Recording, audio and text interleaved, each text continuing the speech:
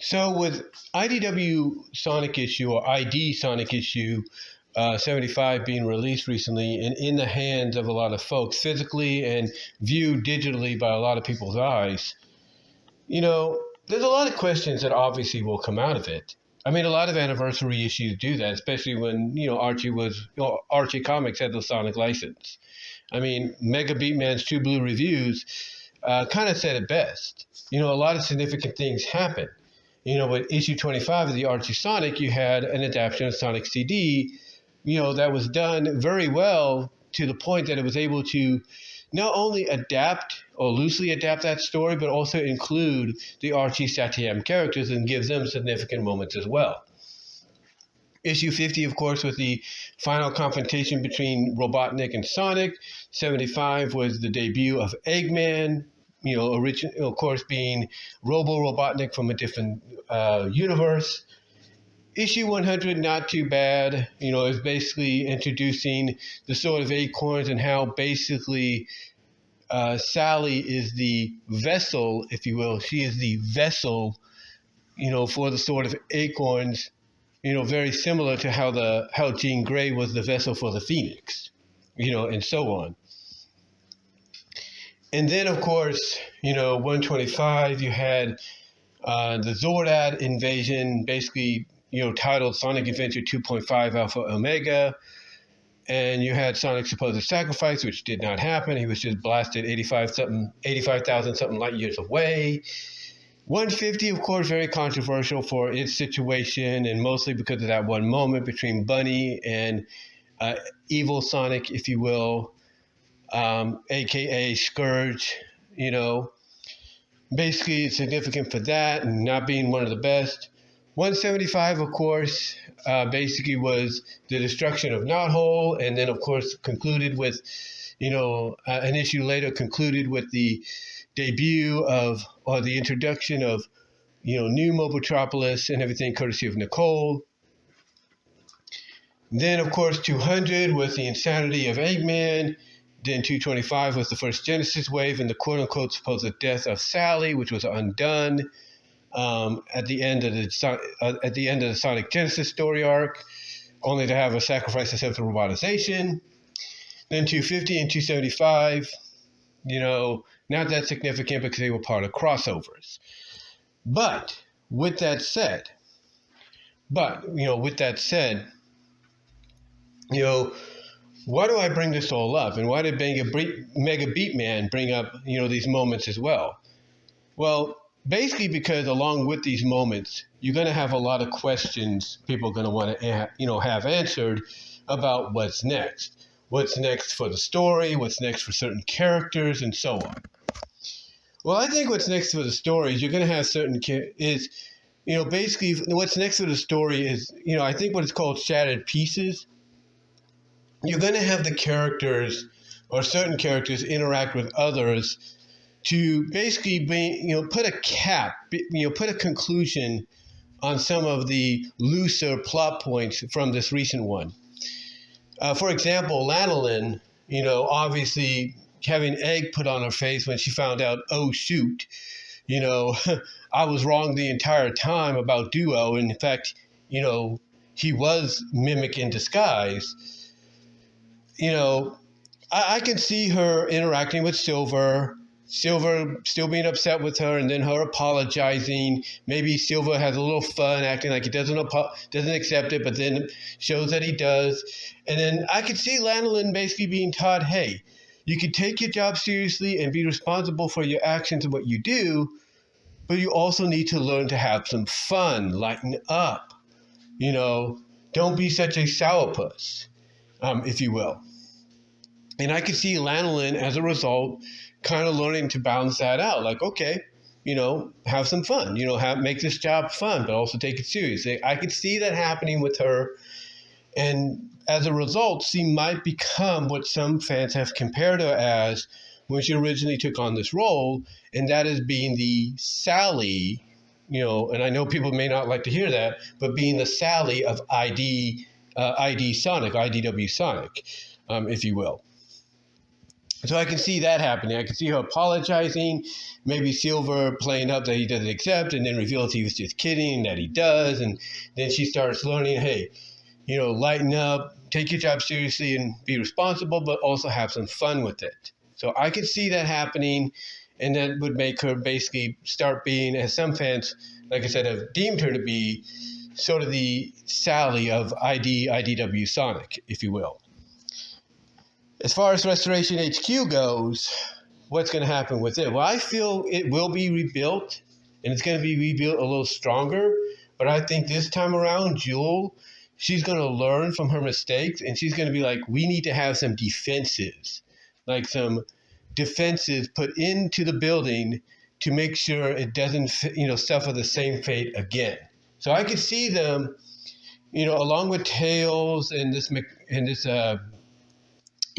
other guy that they had, this I can't think of what his name is, but he's basically another mechanic, chief mechanic, if you will.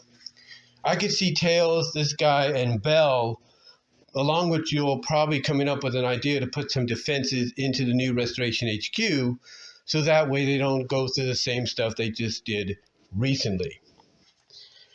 Then, when it comes to Jewel, when it comes to Surge and Kit, I think we are going to see them, try to be heroes as well, but also Surge is going to want to have that final one-on-one, fair and square fight with Sonic to see whether or not she's better than him, or if maybe he is everything people say he is, and that perhaps she should learn from him on how to be a hero and maybe be humbled by, her actions. I could see that happening, and I know that's going to happen. I think they're saving that moment maybe as we get closer to issue 100.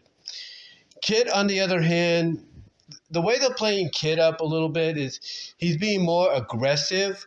Like, he's very overly protective of Surge. Basically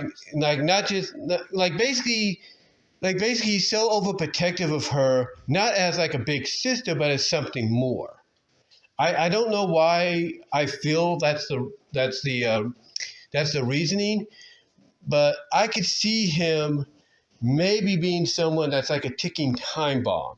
That even Surge would be like, hey, cool down, calm down, and everything.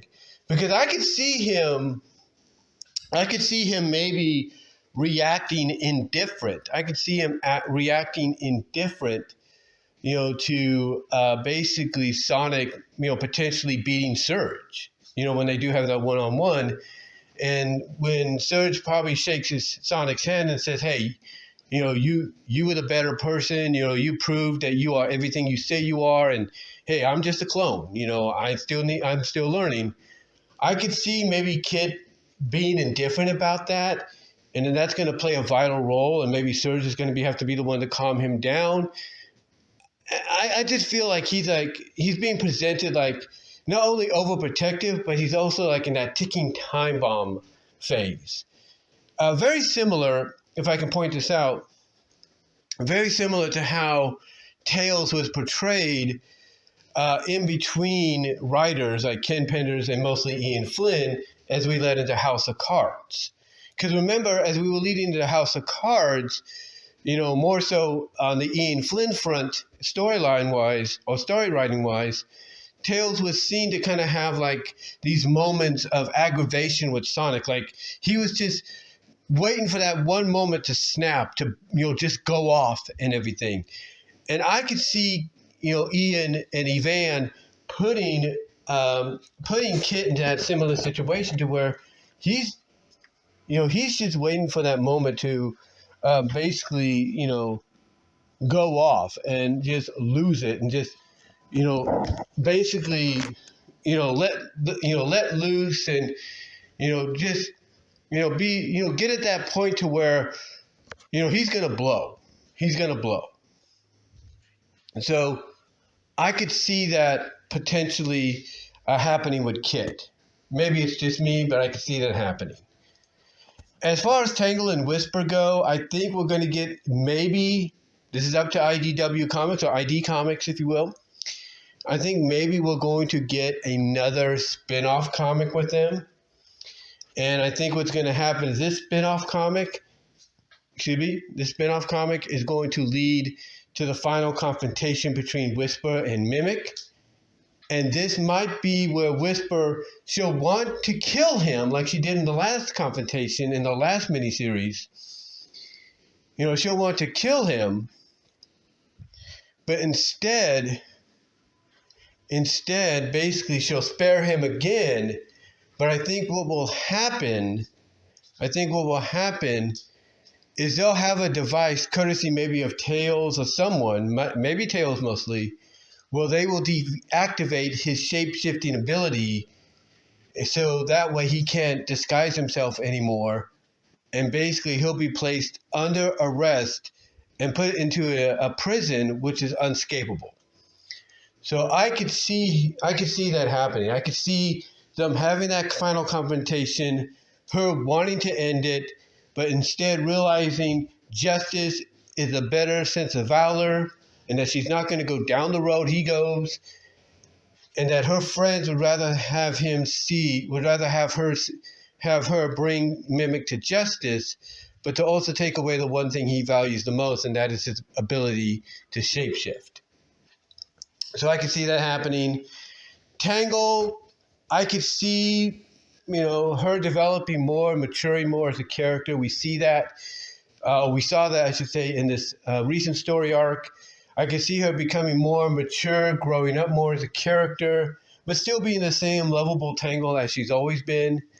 But I could also see her basically, being that individual that, tells Lanolin, hey, don't take things so seriously. Like, Sonic will tell her, Amy will tell her that, being Lanolin, that is, they'll tell Lanolin, hey, take your job seriously and responsibly, but don't forget to have a little fun. Don't forget to let loose once in a while and have a little fun. And I can see Tangle being like the, at the forefront of that, basically being at the forefront saying, yeah, do what I do. I take my job seriously. I try to be responsible about my actions on this team, but I also like to have fun. I also like to let a little loose, have some fun and stuff.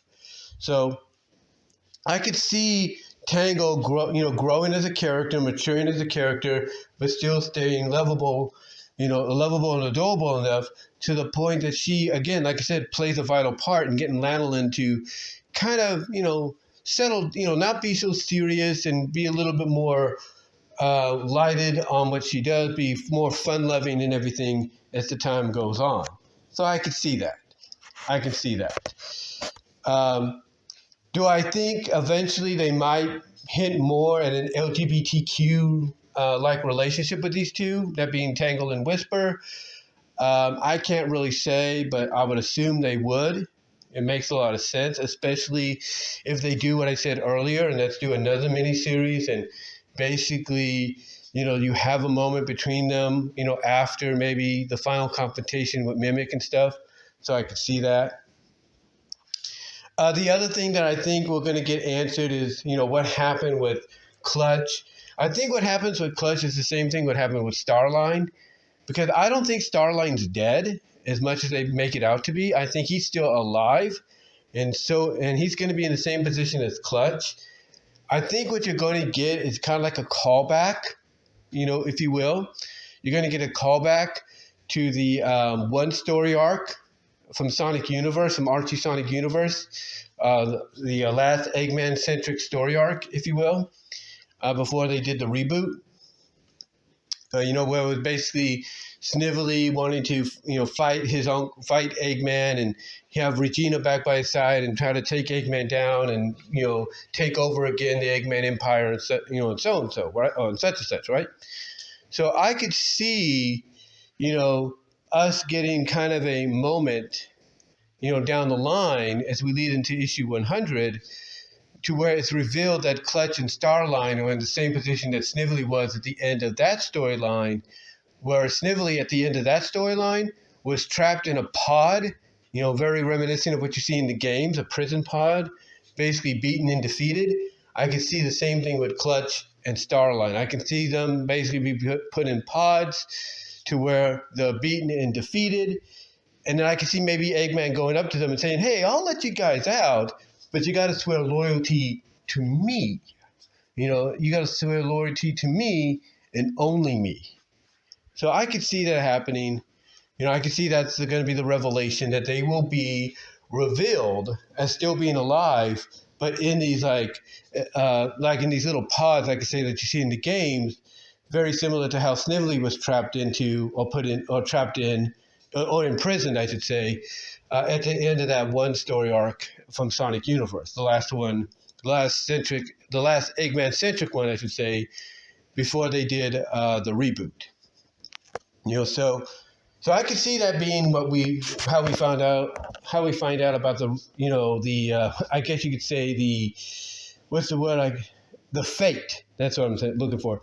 The word I'm looking for. That's how we find out the fate of Clutch and Starline down the line. That's how I think we find out what happens to them at the hands of Eggman. Because like I said, they're not just about to kill someone like Starline and everything, in a comic meant for all ages, even though it might be a little darker than Archie was, right off the bat. I don't think they're going to do that. And I don't think they're going to do the same with Clutch. I could see basically Eggman keeping them in these pods, these prison pods, until they learn basically their place. Like there's only room for one, ruler, or one main villain in this world, and that's him. So I could see that being the fate for them. Heck, they might even come back and they might basically be, basically Zombots. Because, maybe, they're going to be test subjects for a new and improved metal virus that Eggman can control and has no, basically, I guess you could say, reverse switch on it, even with, Sonic and others going super. So that's something I could see happening as well. So we're either going to find out that they're trapped in these prison pods, or they've been, zombified, if you will, through a new improved Zombot version of the metal virus. Again, just my opinion. But one thing I can say is it's definitely going to ramp up going to issue 100. And I know that's basically within the next 2 years. But that's going to be here before you know it. And then you got the annuals in between that kind of fill in the gaps.